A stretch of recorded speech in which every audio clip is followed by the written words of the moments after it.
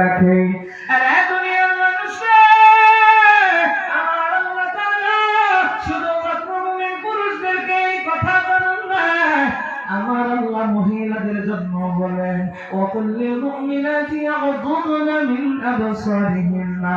নবী হে, আপনি মুমিনা নারীদেরকেও জানা দেন তারাও যেন তাদের দৃষ্টিকে সংযত রাখে।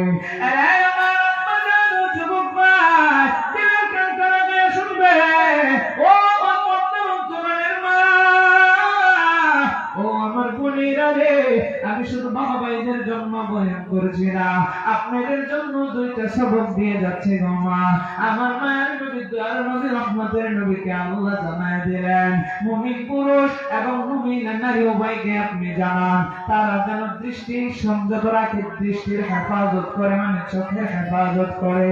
আর এই আমার আম্মা জানো যুবক ভাই, এই চোখের হেফাজতের জন্য আল্লাহ কেন বললেন এই পৃথিবীতে আমি আপনি কথা আমল করি, এই পৃথিবীতে গুনাহ করি, এই গুনাহের কারণে আল্লাহ জাহান্নামে দিবেন। এই গুনাহ থেকে বাঁচার জন্য চোখের হেফাজত দরকার, কারণ যত গুনাহ করি সমস্ত গুনাহের মূলের ভিতরে আছে এই চোখ। সূচনাটা হয় এই চোখের মাধ্যমে।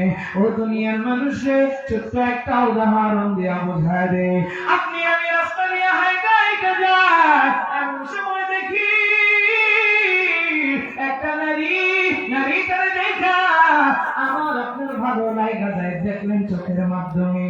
ও দুনিয়ার মানুষ চোখের জিনাটা করলেন, মনে মনে তারে নিয়ে বিভিন্ন চিন্তা ফিকির করলেন, আকাঙ্ক্ষা করলেন, আপনার নফসের জিনাটা হয়ে গেল।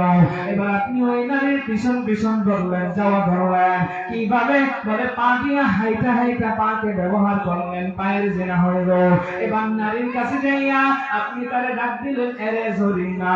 ও দুনিয়ার মানুষে জরিনা আপনার দিকে তাকাইলো, আপনি জবান দ্বারা তারে ডাক দিলেন, তার সাথে গল্প করলেন, জবানের জিনা হইল। জরিনা তার জবান দিয়ে কথা বললো, আপনি কান দিয়ে শুনলেন, আপনার কানের জিনা হইল। ও দুনিয়ার মানুষে এবার জরিনার সাথে কথা বইলা বইলা আপনার একটা প্রেমের সম্পর্ক হয়ে গেল। এবার আপনি তার হাতের ভিতরে ধরলেন, হাতের জিনাটাও হইল। শয়তান এবার আপনাকে আর জরিনাকে ঘরের ভিতরে নিয়ে যায়, পরিপূর্ণ জিনার মাধ্যমে আপনার গুনাহটার বিজয় করে গেল। ও আব্বা জান যুবক ভাই, বুঝে থাকলে এবার জবাব দিয়ে জানা দেয় এই যে গুনাহগুলো করলেন, এই গুনার সূচনা হয়েছে কিসের মাধ্যমে? জোরে কর, কিসের মাধ্যমে? আরো জোরে কর। তালে তালে জবাব না দিলে আমি আর কিছুক্ষণও করতে পারবো না। আমার সামনে কি যুবক আছে? না, এই যে কয়েকজন মানে যুবক আছে, কই যুবক আছে?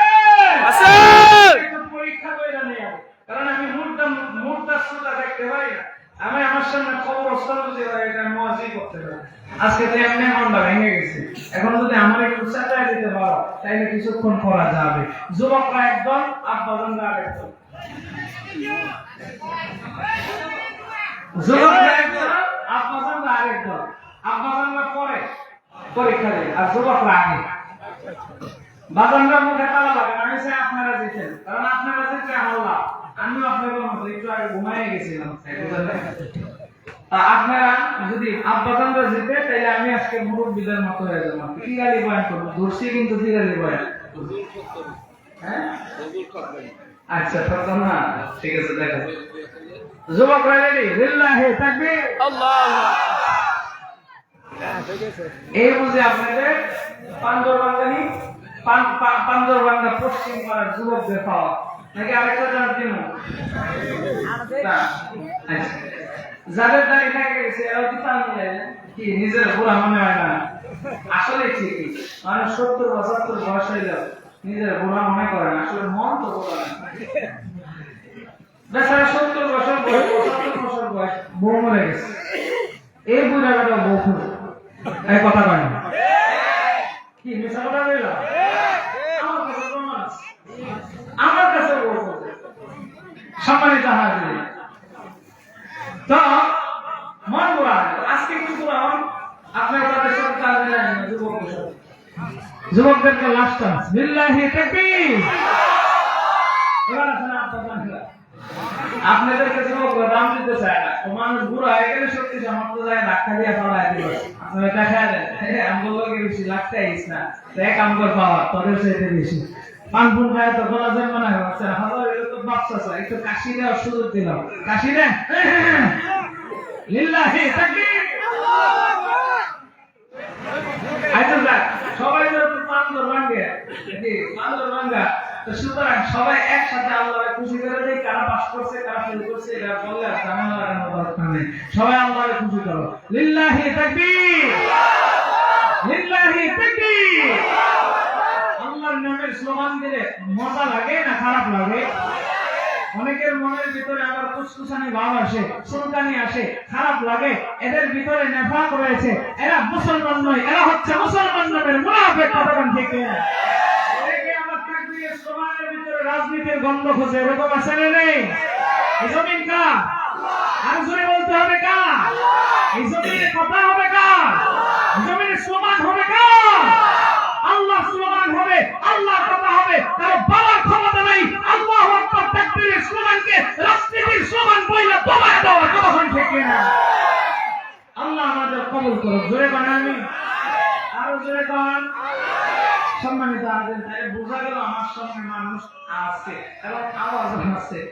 তাকবীর দেন না বল।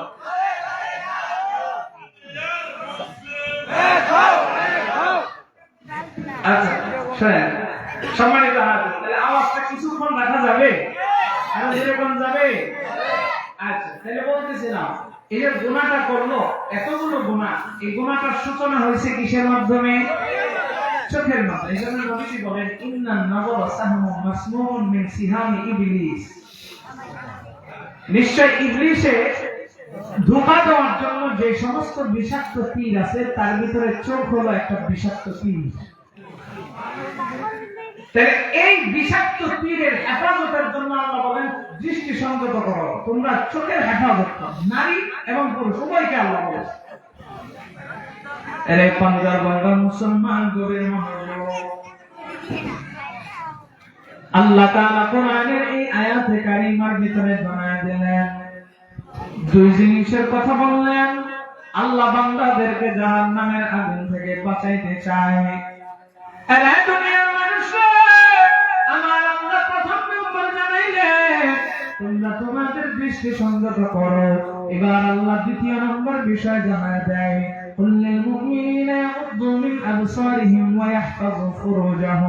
আল্লাহ বলেন তোমরা তোমাদের লজ্জাস্থানের হেফাজত করো। এরাই আমার আব্বাজান যুবক ভাই, লজ্জাস্থানের হেফাজত কেমনে করবেন আমি ফুল ব্যাখ্যা করতে চাই না, অল্প কথায় ছোট্ট কথায় একটু ব্যাখ্যা জানাই দেই। আল্লাহ যে জায়গায় লজ্জাস্থানকে ব্যবহার করার জন্য হালাল করেছেন সেখানে ব্যবহার করব, যেখানে হারাম করেছেন সেখান থেকে বিরত থাকবো। তাই এই লজ্জাস্থানের হেফাজত হবে। আরেকটা সবক জানা যায়, লজ্জাস্থানের হেফাজত হবে। যুবকদেরকে বলি জলদি জলদি বিয়া কইরা নাও। বিয়া কইরা নিলে তোমার ঈমান পূর্ণ হবে। বিয়া কইরা নিলে যৌবনকে হেফাজত করতে পারবা। ও আমার আব্বাজান যুবক ভাই, শুধুমাত্র যুবকদেরকে এই সবক দিলে চলবে না। বাবা মা যারা আছেন, যারা গার্ডিয়ান আছেন, আপনাদেরকে বলতে চাই আপনার সন্তানের দিকে আজকে খেয়াল করেন না, নারীর দিকেও না, ছেলের দিকেও না। ও দুনিয়ার মানুষে সন্তান বেয়ালানে চলে যাইতেছে, সন্তান অপকর্মের ভিতরে লিপ্ত হইতেছে, আপনার আমার খবর নাই। আপনি আমি আজকে সন্তানকে ঠিক সময় বিয়ে না করার কারণে খালি একটা কথাই বলি, সন্তান আমার নিজের পায়ে দাঁড়াক। এই কথা বলতে বলতে সন্তান এমন ভাবে বেয়ালানে চলে যায়, গোপনে গোপনে বিয়ে কইরা আরেক সন্তানের বাবা হয়ে গেছে, আপনার আমার খবর নাই।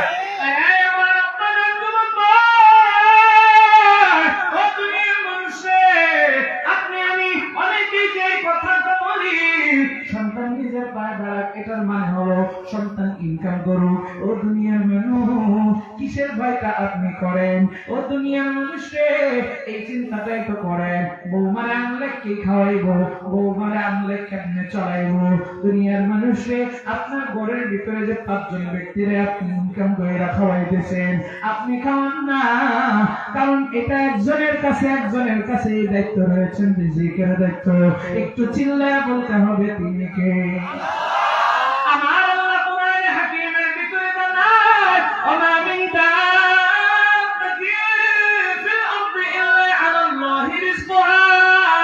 আল্লাহ জানেন এই পৃথিবীতে যত আত্মাওয়ালা বিচরণশীল প্রাণী রয়েছে, সমস্ত আত্মাওয়ালা প্রাণীর রিজিকের দায়িত্ব আমি আল্লাহ গ্রহণ করে নিয়েছি।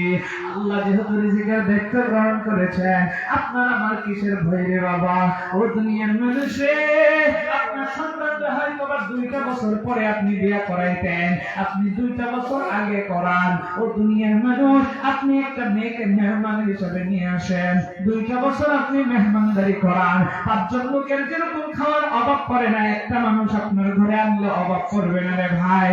আপনি মেহমানদারি করাইলে সবটাই দাঁড়িয়ে সব পাইবে, মেহমানদারি করাইলে মেহমানদার রিজিক নিজে নিয়ে আসে। মেহমানের রিজিক আপনার রিজিক মেহমান খাইতে পারে না, মেহমানের রিজিক সে নিজেই নিয়ে এসেছে। যার ঘরের ভিতরে মেহমান আসবে, আমার আল্লাহ বলেন ওই ঘরের ভিতরে যত মানুষ থাকবে, মায়ের নবী জানায় দেয় সমস্ত মানুষের রিজিক আমার আল্লাহ বাড়ায় দিবে।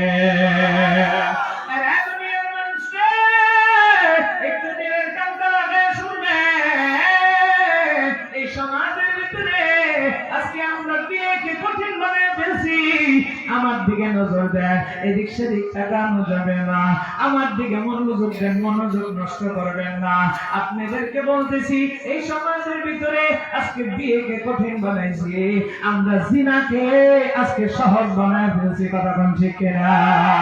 বিয়েকে কেমনে কঠিন বানাইছি, জিনাকে কেমনে সহজ বানাইছি? মনোযোগ আছে? আছে? কিভাবে কঠিন বানাইছি?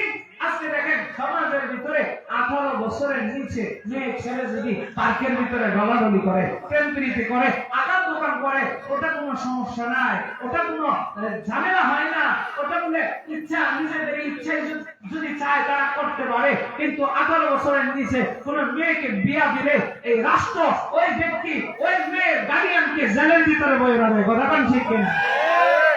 অথচ জিনা করছে তাহলে কোনো সমস্যা নাই, জিনা করছে ছেলে কোনো সমস্যা নাই। সম্মানিত হাজিরিন, গজব এই রাষ্ট্রে আসবে না, আসবে কোথায়? যদি রাষ্ট্র ইসলামের বিরুদ্ধে অবস্থান নেয়, রাষ্ট্র যদি ইসলামের বিরুদ্ধে শরীয়তের উপরে কোনো কিছু মানুষের উপরে চাপায়া দিতে চায়, তাহলে মুসলিম যারা মুমিন মুসলমান তাদের অবশ্যই পালন করতে হবে রাষ্ট্রের ঊর্ধ্বে অবশ্যই ইসলাম, ইসলামের ঊর্ধ্বে রাষ্ট্র নয়। আমাকে অবশ্যই শরিয়া অনুযায়ী যে নিয়ম আছে সেটাই আমার মানা লাগবে। রাষ্ট্র যদি এর বিপক্ষে যায়, তাহলে রাষ্ট্রের এই সমস্ত চিন্তা চেতনাকে আমরা ব্রক্ষেপও করবো না। কথা ঠিক কিনা? সম্মানিত হাজিরিন, সমাজে 18 বছরের নিচে মেয়েদের বিয়ে হচ্ছে কি হচ্ছে না? আরো জোরে কান। এখন আসে মেয়ের বিয়ে হইলে তখন দেখবেন পুলিশদেরকে এক শ্রেণীর মানুষ খবর দেয়, এরা কারা? বিয়ে হইতেছে পুলিশ জানবো কেন? অফিস গায়েবের মালিক নাকি? সেটা পুলিশ কেমনে জানে? আপনার ঘরের ভিতরে মুসলমান নামের সাইনবোর্ড লাগায়া, মাথায় টুপি লাগাইছে, মুখে দাঁড়িয়ে রাখছে, আপনার আমার সাথে মসজিদে এক কাতারে নামাজ পড়ে, এই হারামখোর গোপনে গোপনে পুলিশের সাথে আঘাত করিয়া ঘুষ খাওয়ার জন্য পুলিশকে খবর দিয়া জানায় দেয়। ঠিক কিনা? মুসলমান নয়, মুসলমান নামের মুনাফিক। এই দেশ 95% মুসলমানের দেশ। এই দেশের ভিতরে কোরআনের আইন শাসন কানুন করার জন্য আমাদের প্রতিবাদ কেন করব? কেন করা লাগবে? খেলাফত কেন কায়েম হবে না? কারণ 95% মুসলমানের মুসলমানদের দেশ, এখানে 5% বিভিন্ন বিধর্মীরা বসবাস করে। এরপরেও এই দেশের ভিতরে কোরআনের আইন চালু হোক, এটা আমরা চাই। কোরআনের শাসন চালু হোক, এটা আমরা চাই। ইসলামী শরিয়া ব্যবস্থা চালু হোক, এটা আমরা চাই। ন্যায় এবং ইনসাফ কায়েম হোক, এটা আমরা চাই। আমাদের এটা চাওয়ার জন্য কেন প্রতিবাদ করা লাগবে? কেন মিছিল মিটিং করা লাগবে? কেন আমাদের মানুষকে বুঝাইতে হবে? কারণ কি যাচ্ছেন, এই দেশের ভিতরে 95% মুসলমান নয়, ঘরে কোণে কোণায় মুসলমান নামের মুনাফিকরা বসবাস করতেছে। এদের জন্য দেশের ভিতরে দেখবেন বাধা, বিভিন্ন জায়গায় বাধা বিঘ্নতার ভিতরে সৃষ্টি হচ্ছে। সম্মানিত হাজিরিন, তাহলে বলেন, এই জন্য নবীজি বলেন, আল মুনাফিকুনা আশাদ্দু খাত্তান মিনাল কাফিরিন। মুনাফিক কাফেরের চাইতে ভয়ঙ্কর। জোরে কোন না হবে। কাফেররা যতটুকু না করতে করছে, মুনাফিক তার চাইতে বেশি ক্ষতি করছে। নবীজির কথা, আমার কথা নয়। এই জন্য ইসলামের ক্ষতি কাফেররা যতটুকু করতে না পারে, মুনাফিকরা করে। বলেন তো দেখি, ঘরের শত্রু বড় শত্রু না বাইরের শত্রু বড় শত্রু? সবাই আওয়াজ দেয় না, জোরে কন। হ্যাঁ, বাইরের শত্রুর ভয়ে আপনি ঘরে লুকাইছেন। এই ঘরের শত্রু যদি ঘরের ভিতরে থাকে, তাহলে দেখবেন বাইরের শত্রুর ভয়ে আপনি ভিতরে লুকাইছেন। এই ভিতরের আরো মারাত্মক শত্রু আপনার ঘুমের করে জবাই করে ফেলবে। কথা বলেন ঠিক? এইজন্য নবী তাআলা মুনাফিকুনা আশাদ্দু খাত্তান মিনাল কাফিরিন। কাফেরের চাইতে মুনাফিক বড় ভয়ঙ্কর। কাফের হচ্ছে বাহিরের শত্রু, আর মুনাফিক হচ্ছে ঘরের শত্রু। এই মুনাফিকদের কারণে আজকে আমরা পিছিয়ে আছি। আমরা কোরআনের হক কথা মানুষকে বলবো, আমাদেরকে বাধা দেয়। কারা দেয়? মুনাফিকরা দেয়। কোন মুমিন কোরআনের বিপক্ষে, কোরআনের বিরুদ্ধে যায় কাউকে বাধা দিতে পারে? কাউকে কাউন্টার দিতে পারে? সম্মানিত হাজিরিন, যে কথা বলছিলাম অনেক দূর চলে এসেছি। তাহলে যেটা বলছিলাম, ওকে বিয়ে লজ্জাস্থানের হেফাজত। এই লজ্জাস্থানের হেফাজতের জন্য বাবা মাদেরকে অনুরোধ করবো, বাবা আপনি 5টা মানুষকে ইনকাম করে খাওয়াইতে পারতেছেন, একটা মেয়েকে ইনকাম করে আপনার খাওয়াতে কষ্ট হবে না? 2 বছর পরে না হয় বিয়ে করাইতেন সন্তানকে, 2 বছর আগে করান, আপনার সন্তানের চরিত্র হেফাজত হলো, আরেকটা মেয়ের চরিত্র হেফাজত হলো, মাঝখান দিয়ে আপনি বিশাল সওয়াবের ভাগীদার হয়ে গেলেন। কথা কোন ঠিক কিনা? সম্মানিত হাজিরিন, আমরা আজকে জিনাকে সহজ বানাইছি, বিয়েকে কঠিন বানাইছি। কিভাবে? এটা 3 নাম্বার। 2টা তো বললাম, এবার 3 নাম্বারে আসে। আমরা সমাজের ভিতরে যৌতুকের এক প্রথা চালু করেছি। যে ব্যক্তি যৌতুক নেয়, এর মতো ভিক্ষুক, এর মতো খবিস, এর মতো মানে কি বললে আর লজ্জা দেওয়া যাবে, আমার ভাষায় ধরেন। একটা মেয়েকে একটা বাবা কত কষ্ট করে লালন পালন করে। হ্যাঁ, আচ্ছা, একটা ছেলেকে একজন বাবা লালন পালন করে, তারপর একটা আশা থাকে ছেলেটা বড় হলে আমার সাথে থাকবে, আমাকে খাওয়াবে দাওয়াবে, সবকিছু করবে, হ্যাঁ, ইনকাম করবে ভবিষ্যতে। একটা স্বপ্ন তো মা বাবা কিছু না কিছু থাকে। কিন্তু একটা মেয়ের মা বাবা এত কষ্ট করে লালন পালন করে, টাকা পয়সা ভরণ পোষণ, মেয়ের ইজ্জতের হেফাজতের জন্য কত চিন্তা ধারণা নিয়ে সন্তানটাকে লালন পালন করে বড় করে। এটা বাবা তো তার ইনকাম খাওয়ার জন্য না, এটা তো আপনার দেওয়ার জন্য। যার সাথে বিয়ে দিবে ওই স্বামীর জন্য এই কন্যাটাকে এত কষ্ট করে লালন পালন করে বড় করে আপনারা বিয়ে দিতেছে। এ নিয়ে আপনার কিন্তু লজ্জা লাগে না? তার কাছে ভিক্ষুকের মতো হাত পাতেন, যৌতুক চান।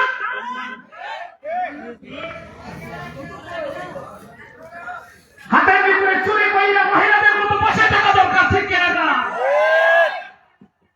যৌতুক জুলুম, বান্দার হক কাউকে ছাড় দিবে না। আপনার কপালেও এর চেয়ে বড় শনি আছে। আল্লাহ আমাদের সমাজকে যৌতুক থেকে রক্ষা করুন। জোরে বলেন আমিন। আমার কথা কেউ কষ্ট পাইছে? সম্মানিত হাজিরিন, আল্লাহ কোরআনে বলেন, ওয়ানুনাজ্জিলু মিনাল কুরআনি মা হুয়া শিফা। আল্লাহ কোরআন নাযিল করেছেন ওষুধ স্বরূপ।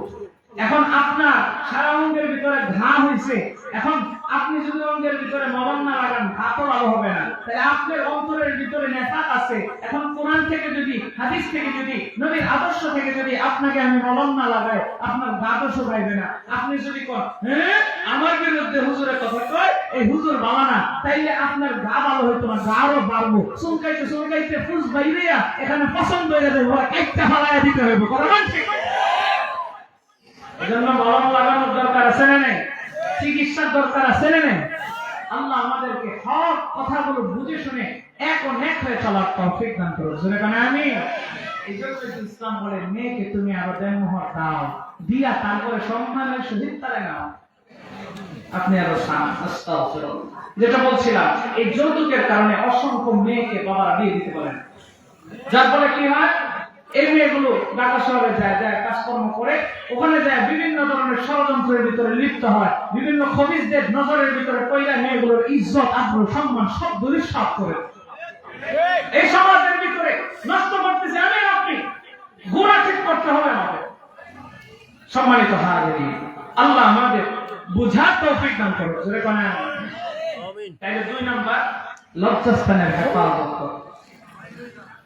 আরে পান্দর বাংলার মুসলমান গভীর মনোযোগ, আর বেশি সময় নেব না, শেষ করে দেব। আল্লাহ তাআলা 2টা বিষয় বললেন, কুল লিল মুমিনিনা ইয়াগুদ্দু মিন আবসারিহিম ওয়া ইয়াহফাযু ফুরুজাহুম। আরে আমার আম্মাজান যুবক ভাই, আল্লাহ তাআলা 2 জিনিস বললেন চোখের হেফাজত, লজ্জাস্থানের হেফাজত করার জন্য। এবার আল্লাহ জানায় দেয় যালিকা আযকা লাহুম, এটা তোমাদের জন্য পবিত্র পদ্ধতি। মানে কি?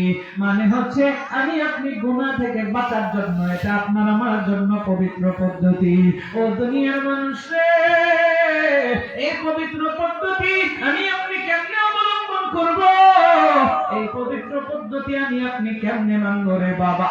আল্লাহ সেই জন্য ফাইনাল জবাব দিয়ে জানায় দেয়, ইন্নাল্লাহা খাবীরুম বিমা ইয়াসনাউন।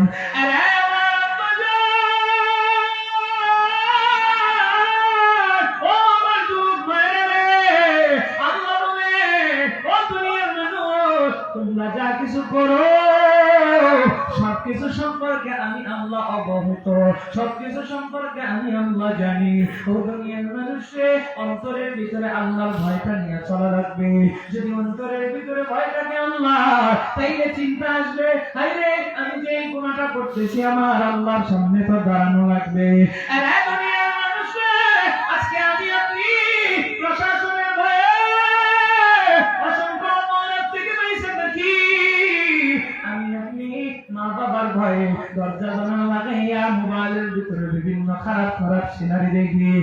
দুনিয়ার মানুষ, যদি আপনার চিন্তা থাকতো মা বাবার চোখে ফাঁকি দিতেছে, বাবার চোখে ফাঁকি দিতেছেন, ভাইয়ের চোখ বা বোনের চোখে ফাঁকি দিতেছেন, একজনকে ফাঁকি দেওয়া সম্ভব নয়। ইমানের পাওয়ার দিয়া চিল্লা বলেন না তিনি কে? ইমানের পাওয়ার দিয়া কন্যা তিনি কে?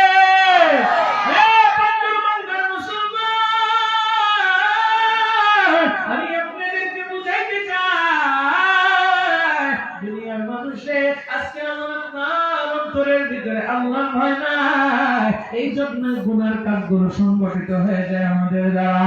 ও দুনিয়ার মানুষে, আল্লাহর ভয় নিয়ে চলেন, সময়কে হেলায় খেলায় কাটায় দিয়েন না। আল্লাহ আমাদেরকে হায়াত দিয়েছেন বড় অল্প, কিন্তু সময়ের মূল্যটা আল্লাহ বাড়ায় দিয়েছেন। পরে কেমন মূল্য? আপনি আমি উম্মতি মুহাম্মাদি হওয়ার কারণে একটা আমল করব, একের বিনিময়ে আল্লাহ আমাকে আপনাকে নেক দিয়ে দিবেন 10টা। জোরে কোন সুবহানাল্লাহ। আমার আল্লাহ কোরআনে হাকীমের ভিতরে জানায়, মান জাআ বিল হাসানাতি ফালাহু আশরু আমসালিহা। আল্লাহ তাআলা জানায়, কেউ যদি একটা নেক আমল করে, একের বিনিময়ে আল্লাহ নেক দিবেন 10টা, একের বিনিময়ে আল্লাহ 10 গুণ বাড়ায় দিবেন। ও দুনিয়ার মানুষে, এই সময়টাকে হেলায় খেলায় কাটায় দিয়েন না। আমি আপনি সময়ের মূল্যায়ন না করার কারণে আপনার আমার কিন্তু কবরের দিকে আপনি আমি আগায় যাইতেছি। ও দুনিয়ার মানুষ, তাইলে এবার জবাব দিয়ে জানায় দেন, আমার আপনার সময়টাকে কাজে লাগানোর দরকার আছে না? নবী আমার জানায়, দুনিয়া মাসরাতুল আখিরাহ, এই দুনিয়াটা হচ্ছে আখিরাতের শুরু। দুনিয়ার মানুষে, আজকে দুনিয়াকে বাঁচার জন্য আমি আপনি রিজিকের জন্য ফল ফসল উৎপাদন করি, বিভিন্ন ব্যবসা চাকরি বা ব্যবসা বাণিজ্য করি। নবী আমার জানায়, এই দুনিয়াটা হচ্ছে আখিরাতের শুরু। আপনি আমি এই দুনিয়াতে আখিরাত জান্নাতের জন্য নেক আমল কামাই করা লাগবে। ও আব্বা জান, ও যুবক ভাই, আপনাদেরকে আমি শেষ বেলায় একটা ছোট্ট আমল দেয়া যাইতে চাই। আমার কাছে একটা কিতাব আছে, যে কিতাবের নাম হচ্ছে আমল কর নেক বেশি।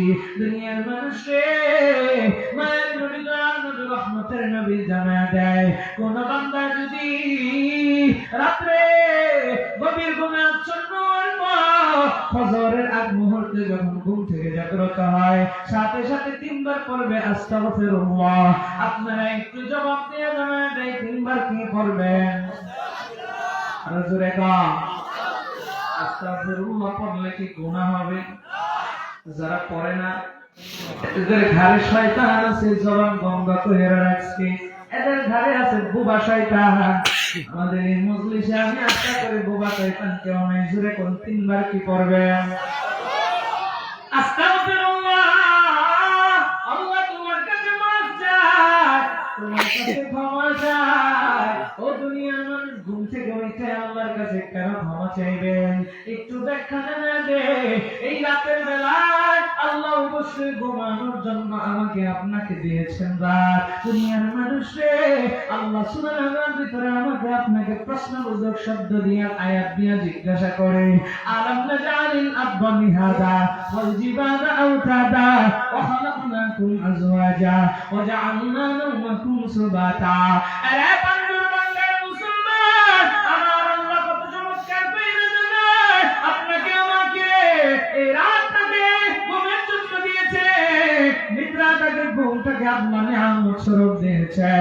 এই রাতে অবশ্যই ঘুমাইবো, কিন্তু আল্লাহ তাআলা এই রাতের বেলায় আমি আপনি না ঘুমাইয়া উচিত ছিল তাহাজ্জুদ পড়ার, নামাজ পড়ার। কারণ আল্লাহর কাছে তাহাজ্জুদ এবং নামাজ বড় পছন্দ, রাতের নামাজ। এই জন্য আল্লাহ আমার আপনার কাছাকাছি চলে আসে। ও দুনিয়ার মানুষ রে, আল্লাহ কাছাকাছি আইসা দেখে কোন বান্দাটা না ঘুমাইয়া আমার আল্লাহ তাআলার কুদরতি পায়ে সিজদা দেয়। আল্লাহ যখন কাউরে এই দৃশ্য দেখে আমার আল্লাহ তার উপরে বেশি পরিমাণে খুশি হইয়া যায়। আরে দুনিয়ার মানুষ রে, আল্লাহর কাছে সবচেয়ে পছন্দনীয় আমল হচ্ছে নামাজ। এই জন্যই তো নবী বলেন, আকরাবু মা ইয়াকুনুল আবদু মির রাব্বিহি ওয়া হুয়া সাজিদ। বান্দা, তুমি যদি তোমার রবের নিকটবর্তী হতে চাও তাহলে নামাজের মাধ্যমে, সিজদার মাধ্যমে হও। ও দুনিয়ার মানুষ, বিপদে পড়ে গেছেন, অভাবের ভিতরে আছেন, যে কোনো ঝামেলা হইছে, সুন্দর কইরা ওযু করে নামাজের ভিতরে দাঁড়ায়া যান, আল্লাহর সাথে সম্পর্ক লাগান। লাগানোর মতো লাগাইলে আল্লাহ বিপদ থেকে উদ্ধার করে ফেলবেন। জোরে কান সুবহানাল্লাহ। আরে দুনিয়ার মানুষ রে, আজকে আমি আপনি বিপদে পড়লে ভণ্ড বাবার কাছে দৌড়াই, কথা কোন ঠিক কি রে? ল্যাংটা বাবার কাছে যায়, অমুক বাবার কাছে, তমুক বাবার কাছে যায়, যাইয়া বলে বাবা বিপদে পড়ছি। সমাজে এরকম ভণ্ডের দরবারে মানুষ যায় নাকি যায় না? আল্লাহর কাছে না যায় আপনি যান ভণ্ডের দরবারে, আপনার বিপদ কমবো না আরো বাড়বো। কথা পায় না? এখানে কেউ আছেন নাকি ভণ্ডের মুরিদ? হ্যাঁ আছে। খিরে কারা কইলো আছে? আল্লাহ হেফাজত করুক। জোরে করে আমিন। সম্মানিত হাজির, এদিক সেদিক যাচ্ছি না, এমনি অনেক সময় দিয়ে দিচ্ছি। আরো আমার লিখছে এখানে চিরকোটে, কি লিখছে, সুদ কতটা ভয়ঙ্কর, সুদের টাকা দিয়ে কোনো ভালো কাজে দান করলে সেটা কতটুকু কবুল হবে, সুদ খাওয়ার পরিণাম কি হবে। আমাকে এটা লেখছে যে এই সম্পর্কে যেন ওয়াজ করি। আমার আবার 2টা 3টা পরে দিয়ে পরে ওয়াজ করুন।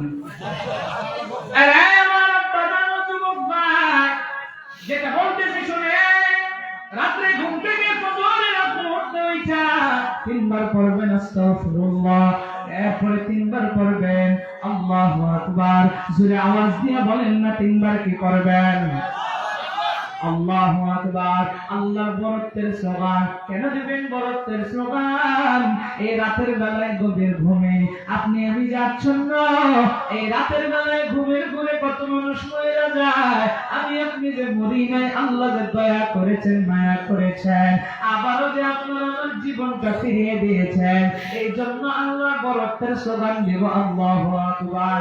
আরে দুনিয়ার মানুষ রে, এবার ঘুম থেকে ওঠার যে দোয়া আছে, আলহামদুলিল্লাহিল্লাযী আহইয়ানা বা'দা মা আমাতানা ওয়া ইলাইহিন নুশুর। মায়ের নবী জানা দেয় এই দোয়াটা পড়বেন একবার, ও দুনিয়ার মানুষ আবার রিপ্লাই করি, তিনবার আস্তাগফিরুল্লাহ, তিনবার আল্লাহু আকবার, একবার ঘুম থেকে ওঠার দোয়া।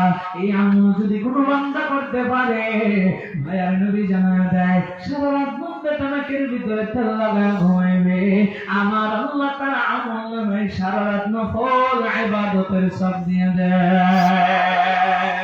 আল্লাহ আল্লাহ क्या मुबारक नाम है, अल्लाह अल्लाह मुमिनों का काम है, या इलाही तू मेरा माबूद है, या इलाही तू मेरा मक़सूद है, या इलाही तू मेरा गफ्फार है, या इलाही तू मेरा सत्तार है।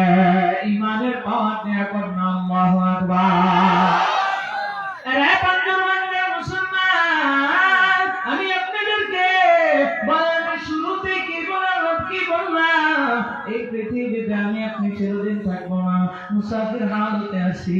আমার আপনার মরণ হবে, আল্লাহ বিচার করবেন, কারো আমল নামা যাবে ডান হাতে, কারো আমল নামা যাবে বাম হাতে, বাম হাতে গেলে জাহান্নামী। বলে কেন? গুনাহের কারণে। দুনিয়ার মানুষ আমরা কেউ জাহান্নামে যাইতে চাই না, প্রত্যেকে গুনাহ থেকে বাঁচতে চায়। গুনাহ থেকে বাঁচার জন্য দুইটা পয়েন্ট ধরলাম, একটা হলো চোখের হেফাজত, আর একটা হলো লজ্জাস্থানের হেফাজত। এই হেফাজতের কথা বললাম, ভিতরে আরো কিছু সমাজ সংস্কারের জন্য কথা বললাম। ও দুনিয়ার মানুষে লাস্টে আরেকটা আমল দিলাম। এই আমলগুলো কারা কারা করতে পারবেন নিয়ত করেন, দুইটা হাত তুলে আপনারে দেখা দেয়। ও রব্বে কারমা, ও আসমানের মালিক, ও জমিনের মালিক আল্লাহ, আপনি আপনার রহমতের নজর দিয়ে দেখেন না এই পাথর বান্দা পশ্চিম পাড়ার যুবক আব্বাজান এবং নারী আমার মা বোনেরা হাত উঠাইছে এই গভীর রজনীতে। আল্লাহ গো, ঠান্ডা কুয়াশার ভিতরে তোমার কোরআন এবং তোমার নবীর হাদিসের সুন্নাহর কথাগুলো কষ্ট করে করে শুনেছে। আল্লাহ, যে কথাগুলো বললাম এই অল্প সময়ে নাজাতের উসিলার জন্য যে আমলগুলো দিলাম, আমাকে সহ আমাদের সবাইকে আমলগুলো করার তৌফিক আপনি দান করে দেন। আমিন। শুনেন শুনেন বন্ধুবাসী, শুনেন শুনেন শেরপুরবাসী, শুনেন দিন আমার ভালো লাগলো আপনাদের মাহফিল আয়োজন, ভালো লাগলো আপনাদের মাহফিল আয়োজন। শুনেন শুনেন বন্ধুবাসী, শুনেন বন্ধুবাসী, শুনেন দিন আমার ভালো লাগলো আপনাদের মাহফিল আয়োজন, ভালো লাগলো আপনাদের মাহফিল আয়োজন। এই মাহফিলে আসছেন যারা মুসলমান সবাই, কারো গায়ে লেখা তো নেই তাবলীগের মুনাহাই। এই মাহফিলে আসছেন যারা মুসলমান সবাই, নওয়ামী লীগ নবী এমপি নামাচার মুনাহাই। আমরা সবাই আল্লাহর গোলাম জান্নাত যেতে চাই, আমরা সবাই নবীর উম্মত জান্নাত যেতে চাই। কারা কারা জান্নাত জান্নাত জাগান সবাই, যারা যারা জান্নাত জান্নাত জাগান সবাই, হাতে নারা দেন সবাই, হাতে নারা দেন সবাই। দিন ইসলামের পথে চলবো, আল্লাহু আকবার বলেন সবাই। নারায়ে তাকবীর, আল্লাহু আকবার। কোরআন সুন্নাহর আলো, কোরআন হাদিস যেখানে, আমরা সেখানে। ওয়াজ মাহফিল যেখানে, আমরা সেখানে। নাচানাচি যেখানে, আমরা নাই সেখানে। গানজায়াবা যেখানে, আমরা নাই সেখানে। গান বাজনা যেখানে, আমরা নাই সেখানে। যাত্রা পালা যেখানে, আমরা নাই সেখানে। আউল ফাউল বাউল শয়তানগুলো আসে না? আপনারা কেউ বাউলের প্রেমিক আছেন নাকি? বাউলের প্রেমিক যে মন বলতেছে আছে, সাবধান। এই দেখেন, গান শোনা হারাম, এটা আমরা সবাই জানি। নাকি কেউ এখানে এরকম বলেন যে গান শোনা যায়? কেউ যদি হারামকে জায়েজ মনে করে তার ঈমানই থাকবে না। বুঝতেছেন কথা? হারামটাকে আপনি হারাম মেনেই করেন, কিন্তু হারামকে যদি আপনি মনে করেন হালাল, এই হালাল মনে করে যদি আপনি করেন, তাহলে আপনার ঈমান নষ্ট হবে। এখন গান বাজনা এগুলো হারাম, সুতরাং আপনি করেন, এটা আপনার ব্যর্থতা। আপনি হারাম মনে করে করেন না, আপনি জাহান্নামে যাবেন, এটা আমার তো কিছু করার নেই। আপনি আপনার কবরে যাইবেন, আমি আমার কবরে যাব। বুঝলেন এই কথা? এখন শুনে, বাউলরা এরা গান করবে করো, তারা জাহান্নামে যায়। আমাদের বুঝানোর দরকার, যত বুঝে না, সুতরাং যাক, তারা যেখানে মনে চাই যাক। কিন্তু তারা গানের ভিতরে কোরআন হাদিসের অপব্যাখ্যা করবে, এই অনুমতি তাদেরকে তাদের কোন বাবাই দিয়েছে? কথা বলেন ঠিক না? কোরআন হাদিসের ব্যাখ্যা করবে ওলামায়ে কেরাম, কোরআন হাদিসের ব্যাখ্যা করবে জ্ঞানীরা, আলেমরা। কোরআন হাদিসের ব্যাখ্যা করার জন্য কোন বাউলকে আপনি আমি ভাড়া করে আনি নেই। আপনারা যারা আনেন গান শোনার জন্য, আনেন হারাম কাজ করেন, গুনাহের কাজ করেন, সব ঠিক আছে, কিন্তু সেখানে দাঁড়াইয়া যে হারামখোরেরা দাঁড়াইয়া আল্লাহ এবং তার রাসূলের শানে যে বেয়াদবিমূলক কথাবার্তা বলে, কোরআন হাদিসের অপব্যাখ্যা করে, আপনার ভিতরে যদি বিন্দু পরিমাণে ঈমান থাকতো, আপনি তাদেরকে ওখানে জুতা দিয়ে বাইরে পিঠে চাপটা তুলে ফেলতেন। তারা অপব্যাখ্যা করার দুঃসাহস কোথায় পায়? নবীদেরকে তারা গুনাহগার সাব্যস্ত করে দেবে। বর্তমান সময় তো চলতেছে, ওটা জানি, আমি ওই বিষয়ে বলতে চাই না, শুধু এটুকু বলি, বাবুল সরকার কেন, এই আবুল সরকার কেন, আরো যত বাউল ফাউল আউল ফাউল আছে, এই সমস্ত আউল ফাউলদের পক্ষ তো দূরের কথা, তাদের বিরুদ্ধে অবশ্যই আপনার আমার প্রতিবাদ করা লাগবে। কারণ এই হারামখোর আমার আল্লাহর নিয়ে কটূক্তি করেছে। আপনারা শোনেন নেই? এই শোনেন নেই? যুবকরা তো অবশ্যই শুনছে, আব্বা জানতো মনে হয় শোনেন নাই, যে আবুল সরকার এই যে বাউল শিল্পী, এই হারাম করে আমার আল্লাহর ব্যাপারে কি বলেছে জানেন? তা আল্লাহর হুক কোনটা আর মুখ কোনটা এটা আমি জানি না। জোরে কোন নাম আল্লাহর হুক আর মুখের কোনো ঠিক ঠিকানা নেই। কত বড় কথা বেয়াদবে বলেছে। এই বেয়াদবকে তো জায়গায় মেয়েরা বলার দরকার ছিল। প্রশাসন হস্তান্তর করা হয়েছে, গ্রেফতার করেছে। আমরা বলবো কিসের এটা আমি একটু বলেছিলাম না, আমরা কে মুসলমান, ঘরে ঘরে মুনাফেক বসবাস করতেছে। এই হারামের পক্ষ নিয়ে আমাদের সমাজের ভিতরে বিভিন্ন দলের নেতারা পর্যন্ত কথা বলতেছে। এদের মুখোশ উন্মোচন হয়ে গেছে। এই নেতারা মুসলমানের থাকে না, এরা প্রত্যেকটাই মুনাফেক। মুনাফেকদের পক্ষে আমরা থাকতে পারি না মুসলমান। তাদের বিরুদ্ধে সোচ্চার হওয়ার দরকার আছে না? প্রত্যেকেই চিনে রাখবেন এই সমস্ত মুনাফিকদেরকে। আর আউল ফাউল বাউলদেরকে যেখানে পাইবেন, যদি দেখেন গান করে করো, কিন্তু যদি দেখেন কোরআন হাদিসের অপব্যাখ্যা করে, তাইলে ওদের লঙ্গি সাথে রাখবেন না, বাইরে তাদেরকে দূর করে দেবেন। ঠিক আছে তো? আবার মাথা মোড়া করে ফেলায় না, হ্যাঁ, মানে খেদাই দিবে। তুই গান করতে এসব গান করবি, তুই এই খারাপ কাজ কর, তুই অপব্যাখ্যা কেন করবি? মন কাজ একটা বাদলি মানে এই বাউলরা এরা মনে করে দুনিয়ার ভিতরে এরা বুখারী শরীফ, কোরআন শরীফ, মানে বিভিন্ন সিয়াসিস্তার যত হাদিসের কিতাব আছে সব তাদের মুখস্থ আর ঠোঁটস্থ। বুঝলেন না? এত বড় খারাপেরা। আল্লাহ হেদায়েত দান করুন। আমিন। যাক, অনেক ইচ্ছা ছিল, অনেক স্বপ্ন নিয়ে আমি মুক্তাগাছায় প্রোগ্রাম ছিল, ওখানে সময় না দিয়ে তাড়াতাড়ি আসছি। 11টায় ধরবো, 1 ঘন্টা কমপক্ষে আপনাদেরকে সময় দিব, এই জন্য দৌড়াই আসছেন। আমার গাড়িটা 80-100 টান ছিল, আপনি বুঝেন না, মুক্তাগাছার রোড, ইশারপুরের রোড। আমাকে দেওয়া হয়েছে কয়টাই? শুধুমাত্র রফিক ভাইয়ের খাতিরে, যিনি আপনাদের আজকে তৃতীয় বক্তা ছিলেন। ওনার মাদ্রাসায় আমাকে দাওয়াত করেছিলেন। আরো একসাথে অনেক প্রোগ্রাম আছে। ওনার মহাব্বতে খাতিরে আমি আজকে আপনাদের সঙ্গে কথা বললাম, পাশাপাশি আপনারা যে বসে আছেন ধৈর্য ধরে, এই জন্য কিছু কথা বললাম। আল্লাহ তাআলা এই কথাগুলোর ভিতরে খায়ের বরকত দান করুন। আমিন।